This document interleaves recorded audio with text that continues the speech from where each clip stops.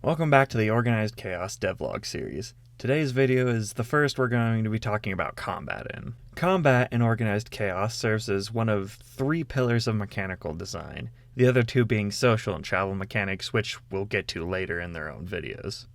Either way, sit back and let me tell you about the basics of combat in Organized Chaos. We're going to start off today's devlog by talking about turns and turn order. Turns in Organized Chaos work more like how they do in a lot of war games than in a lot of tabletop RPGs, where rounds are subdivided into phases, those three phases being movement, action, and reaction, in which the next phase only comes after every character involved in the combat has taken their turn on the previous phase. What I mean by that is combat starts with a movement phase where everyone moves their character a certain distance depending on their speed stat. Only once you, your party, and all the enemies make their move does the action phase start, where everyone can actually make their attacks. After that is the reaction phase, which is mostly used for abilities and the like, as well as reloading. A true turn of combat only finishes after everyone involved goes through each phase. The turn order is, like I explained last episode in going over attributes, decided by your reflexes attribute. That dictates the order for each phase of the combat. At the start of the next phase, it restarts from the top again. To explain, say there are three characters in a fight: Karate Jim, Pete the Knight, and Mark the Archer. Mark the Archer has a reflexes of 18, so he moves first. Karate Jim has a reflexes of 12, so he moves second. And Pete the Knight has a reflexes of 8, so he moves last. Mark the Archer backs up, creating some distance between Jim and Pete. Karate Jim boldly steps into striking distance with Pete. And Pete the Knight happily stays put to fight Jim one-on-one. With everyone having gotten into place on the grid map, the action phase finally starts, and Mark the Archer starts by shooting an arrow at Karate Jim. Then Karate Jim puts Pete the Knight in a headlock, to where Pete the Knight rolls to break the headlock Karate Jim put him in. Then the reaction phase starts, to where Mark the Archer coats his next arrow in poison, Karate Jim passes the phase to keep Pete the Knight in a headlock, and Pete the Knight automatically passes the phase because he's stuck in a headlock and doesn't have any Parker ability to try and get out of the headlock in his reaction phase. That turn ends, and the next turn begins with the movement phase again, and everyone is still in the same turn order. Now that we know how the turn order works, we can get into the basics of actual fighting. Organized Chaos is a competing dice roll system in regards to combat. You roll your dice pool against your opponents, and whoever gets the most successes wins, and if it's a draw, the defender wins. To elaborate, say Karate Jim and Pete the Knight are fighting. Karate Jim, during his action turn, uses his karate skill of 100 to make a basic attack on Pete the Knight. Pete the Knight uses his HEMA skill of 100 to defend himself in turn. Karate Jim rolls 5 dice and rolls 3 successes, while Pete the Knight also rolls 5 dice but only gets 2 successes. Therefore, Karate Jim succeeds in hitting Pete the Knight. What you don't roll for in combat is damage. That's decided by your weapon. Say Karate Jim was using nunchucks to hit Pete the Knight. Let's say the nunchucks do 3 blunt damage. Since Jim rolled the minimum number of successes he needed for a hit, he only does that 3 damage. If Jim had rolled 5 successes where Pete had only rolled 2, then Jim would have done 5 blunt damage with his nunchucks. Because in Organized Chaos, for every success you roll above your minimum hit, you do an extra point of damage. I like this system because it keeps the competing dice rolls, but keeps a faster pace in combat because you don't have to roll for damage. It's just modified by attack rolls and some abilities as well. And while some people might argue against attack rolls because nobody likes to miss a hit, everyone likes dodging a hit coming at them. As for unarmed attacks, I'm thinking that damage is going to be decided either by your strength or speed stat, depending on your skill you're rolling to hit with. Strength 1 to 19, you do 1 damage, whereas with strength 40 to 59 you might do 3 damage and so on. More realistic settings, where attributes might have a cap, you'll want a weapon. More fantastic settings, where your stats don't have a level cap, you can totally go unarmed. Certain skills and abilities may affect this as well.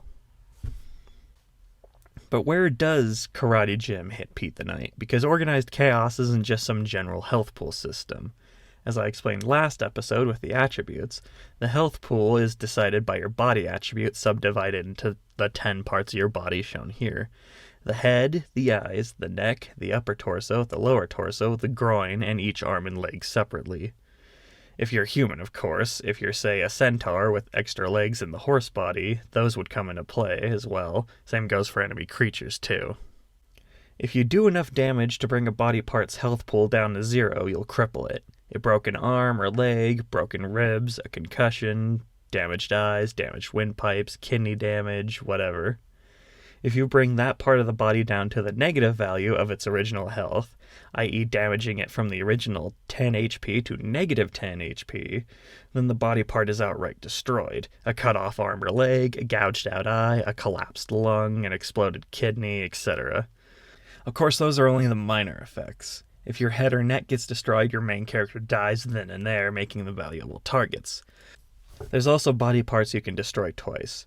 Both of the torsos and the eyes, if you bring their HP into the double negatives of their original value, i.e. from 10 HP to negative 20 HP, you lose both eyes and your character goes blind. Lose both lungs or kidneys and your character dies then and there, just like if you lost your head or neck. Some body parts are also vulnerable, meaning they take extra damage but are generally harder to hit. On a standard humanoid, those points are the head, eyes, neck, and groin. To elaborate, if you declare you're going to aim for your opponent's neck, you take, say, 2 degrees of disadvantage, but if you still manage to hit, you do double damage. So if Karate Jim's nunchucks manage to hit Pete the Knight's neck for the minimum required amount of successes, they do 6 blunt damage instead of 3. Certain abilities can affect this as well. Say a specific knife hand strike that costs 5 stamina and can only be used after you deflect an opponent's attack might take away a degree or 2 of advantage from a neck strike. Of course, if they have a guard ability, say they're in a defensive stance, that might bump the degrees of disadvantage up from 2 to 3. Now, we've discussed how to break bones and the like, but how do you actually defeat an enemy and take them out of combat to earn your points? Well, there's destroying body parts, like I mentioned above. If you bring an enemy's total HP across all their body parts down to 0 from their body stat, then they'll just succumb to their injuries. I.e., if you cripple every body part, bringing their total HP from 20 to 0, or you destroy half of their body parts, then they die then and there. Knocking them out also counts by either getting a critical hit on their head or crippling their head and having your attack surpass their will score. I also still need to come up with some other things like bleeding and poison systems, yet what I think will be the most prevalent means of defeating an enemy will just be the enemy surrendering or running away, because plenty of things might want to kill, very few want to die, be it a man, beast, or anything else with a will of its own. And I want to emphasize the same should generally be an option for players as well. In fact, to double down on that philosophy, I'd like to give enemies 3 sets of point rewards. 1 for defeating them, 1 for a draw, and 1 for losing to them. In more grounded settings with attribute caps, the combat is going to be very fast and very deadly, wherein in more fantastic settings without attribute caps, both you and your enemies will be able to take more hits, though you'll also potentially be able to do more damage as well. Between that and the complexity of character creation, that's why I'm trying to emphasize surrendering and running away, along with the near-death system I briefly mentioned last devlog. Combat should be fast and hard, but that doesn't necessarily mean I want people to have to make a new character every other session. Of course, if there are ways to inflict damage, there must be ways to prevent damage as well, to which there are a few ways to do so. The first and most obvious is to not get hit, with being highly skilled and rolling well, along with a smattering of abilities that could give your opponent disadvantages to hit you. The more reliable ways of preventing damage is armor and cover.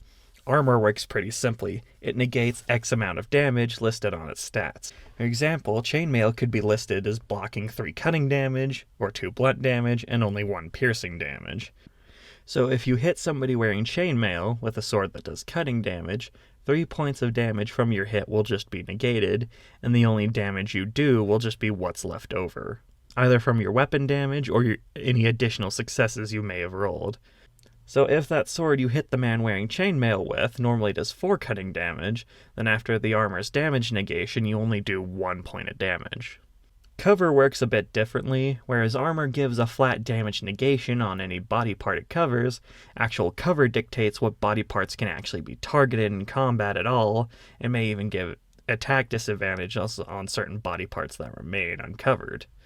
For example, shields in Organized Chaos act as cover instead of armor. A great big Celtic oval shield will cover the arm holding it along with both parts of the torso and the leg on the same side the shield's being held. Whereas a little buckler shield will cover the arm holding it, and only one other body part of the player's choosing. Large shields cover more parts, whereas small shields are more flexible in what they cover. Will cover like your chest-high walls, will cover everything below your upper torso unless you crouch behind it, and then maybe only your head is uncovered if you don't duck it down. You want to go full-on kung fu movie and pick up a chair to block punches with it? On a normal-sized person, that'll probably block 2 body parts, like say both parts of the torso. Any body part that is undercover can't be targeted in combat unless your weapon surpasses its cover tier. For example, a .50 caliber bullet is just going to absolutely rip through a round shield, knight armor, or your average chest-high wall. The types of cover include minor cover, which can stop things like arrows or bullets, which include things like wooden tables, doors, medieval shields, or drywall. Then there's medium cover, which can stop small caliber firearms like stone walls, trees, sandbags, metal furniture. There's major cover, which can stop larger caliber arms and most explosions, which is stuff like the ground and trenches. And then there's mighty cover, which can stop pretty much anything, which would be stuff like advanced force fields or the sides of some sort of bomb-proof bunker. Cover can also be damaged and destroyed if you hit it enough times with the right tier of weapon or above. For example, you can break a shield if you hit it with a sword enough times. Yet you can swing a sword at a tank until the sun comes down, and you won't make a dent in it. The HP of a piece of cover will be dictated by the type of cover it is. The number themselves haven't been decided yet, though. I've heard arrows can penetrate sandbags and the like, and this system won't necessarily be accurate, but that's not really my goal. It's a lot more concise and understandable to have cover and armor work in tiers like this for the sake of gameplay concerns, which comes far before realism in terms of consideration. Now that we've talked about how to give and defend yourself from damage, let's talk a bit about damage types. To start with the 3 more physical types of damage that you'll likely see most often, there's cutting, which often does high damage and causes targets to bleed but is often resisted by armor. Blunt damage, which doesn't always do the most damage but is often very good for getting past armor. And piercing damage, which serves as a good middle ground between damage output and armor mitigation. Cutting damage comes from things like swords and knives most often, but could also come from things like high-pressure water or shrapnel. It's anything that cuts stuff open. Blunt will most often come from improvised weapons like chairs, as well as professional weapons like maces and hammers, or most all unarmed attacks, along with some ranged weapons like slings or boomerangs. Piercing is most all ranged weapons like arrows and bullets, though it could also include things like spear attacks. Though it should be kept in mind that most weapons will have more than one type of damage they can inflict. Knives can stab and cut, a spear can be used to cut, a gun might have a bayonet, or you could hit someone with a buttstock. Even certain abilities might have an effect as well. If you have enough points in a HEMA skill, you could whip your sword around and use the Mordhau technique to bash a knight's armor in with blunt damage. Of course, those aren't the only damage types either. The most common of the non-standard damage types has to be force damage, which represents the more nebulous sort of ways to be damaged. An explosion, shockwave, decompression, falling damage, drowning, anything that's sort of a force being enacted on your body as opposed to a direct blow. Force damage ignores virtually all armor outside of magic and sci-fi shenanigans, and some very minor resistance in bomb suits and the like. This damage type also tends to target the entire body all at once as opposed to just a single body part. Some other, more nebulous damage types include poison, fire, and frost, which could come from being poisoned, being set on fire, or frostbite respectively, and all of which would be damage over time mechanics depending upon their severity. There will be more damage types than that, of course. Say electric, necrotic, holy, etc. It'll just depend on the setting for its prevalence. The purpose of the different damage types is 2 main reasons. 1, help differentiate attacks, so a wizard's lightning bolt is an equivalent to a .44 Magnum. And more importantly, it's to provide options to both the GO and the players alike. It's a way to surpass certain armors, along with whatever additional effects a given damage type may give. It's all a tool to be added to the tool belts of both the GOs and the players for the sake of flexible gameplay. We've gone over turn order, we've gone over basically all aspects of damage, now it's time to go over zones of control. You might be familiar with attacks of opportunity in other tabletop RPGs, where if you leave melee range from an enemy, they get to take a swing at you as you run off. That exists in Organized Chaos as well because, frankly, with how turns are structured, it has to be, else ranged combat characters with high reflexes are free to completely screw over melee opponents. Though as part of the wargame inspiration, I've combined that basic tabletop RPG mechanic with the deeper aspects of some wargames. Your zone of control is primarily dictated by two aspects, your height and your weapon. Certain weapons like polearms will have longer reaches but more limited zones of control, as when an enemy closes the distance past your spear point right up next to you, you're in for a bad time with disadvantages to attack enemies and defend yourself from their attacks while they're in that range. Of course, the problem is they have to be able to close that distance without getting impaled first, because stepping past the zone of control at a spearhead will net your opponent an attack of opportunity, just the same as if you stepped out away from it. As for where your character's heights come into it, for every yard/meter your character is tall, you gain 1 square of reach. So if your character is only a meter tall, you can reach the square beside you, not including diagonals. If your character is 1.5 meters tall, you can reach diagonal squares adjacent to your character. At 2 meters tall, you can reach 2 squares beside you, not including the diagonals and so on. Weapons then add their own length on top of that, so if your character is a meter tall and wields a meter-long sword, then your actual range is 2 squares, the same as it would be if your character was 2 meters tall. That second square beside you is the start of your zone of control. So even if you have an enemy right up against your front, only 1 square away, if his buddy tries to run past you 2 squares to your side, you do still get an attack of opportunity on them. Certain weapons will also have different zones of control. Like I said above, spears and polearms have long reaches with their zones of control, but that goes away if anything gets too close. Great axes may have something similar because the cutting edge is only at the tip. A great sword with a long blade, however, will have the reach and no weakness to close combat because it's primarily a long cutting edge instead of a handle. But the great sword should be expensive and not necessarily do the best against heavily armored opponents.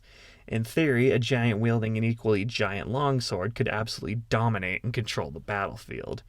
Yet zones of control aren't necessarily the be-all end-all of combat. Certain abilities and debuffs could negate attacks of opportunity, such as some sort of footwork technique that takes stamina to use, or if your opponent is blinded. There's also the option to simply sacrifice your action turn to disengage, and safely retreat from an enemy's zone of control as well. Yet a lot of what I talked about only really relates to melee combat with zones of control and the competing skill checks. Ranged combat, however, is mostly going to be about distance, cover, accuracy, and reloading. Starting with distance and accuracy, those are both decided primarily by the weapon. Each ranged weapon has an effective accuracy rating and an effective range. Your effective range is how many squares from your character they can take shots without any sort of disadvantage penalty, because a longbow is going to outrange a blowgun and a rifle is going to outrange a pistol. The penalties will depend on your character's abilities and perks, but the standard is for every 2 squares outside of your weapon's stated effective range, you gain 1 degree of disadvantage. So if your pistol has a range of 5 squares, and you're taking a shot at an enemy 6 squares away from your character, that's only 1 degree of disadvantage. But if they're 7 squares away, then it's 2 degrees of disadvantage, and so on.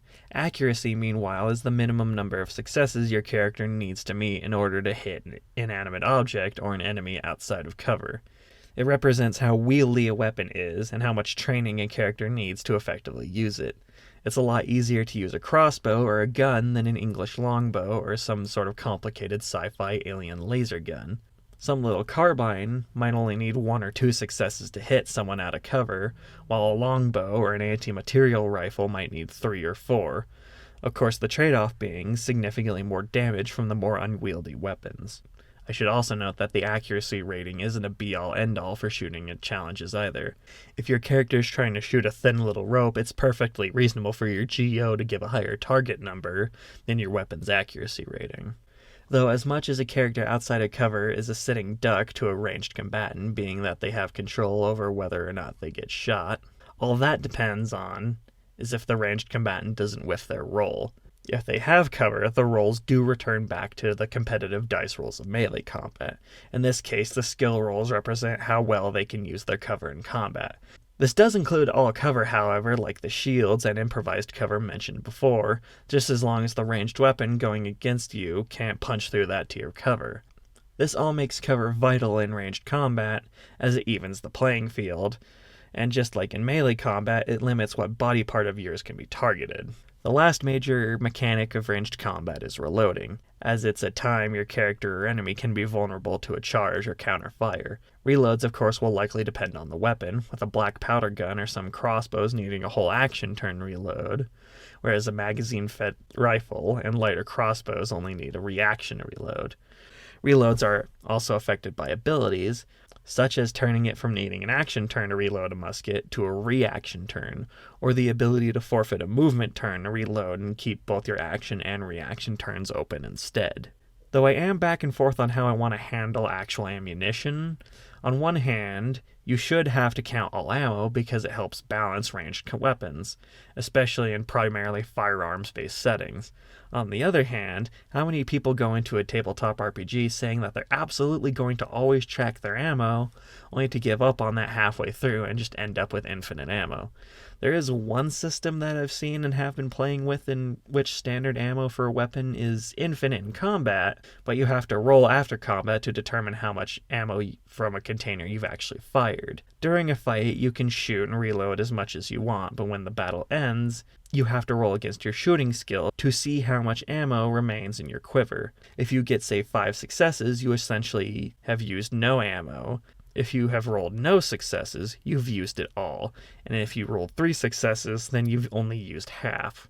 It's a convenient system, but I'm worried it kills some of the risk and spontaneity of ranged combat for possibly the sake of appeasing people who aren't going to be interested in a system like this anyways. Do you like the ammo rule system, or should I just force people to count ammo?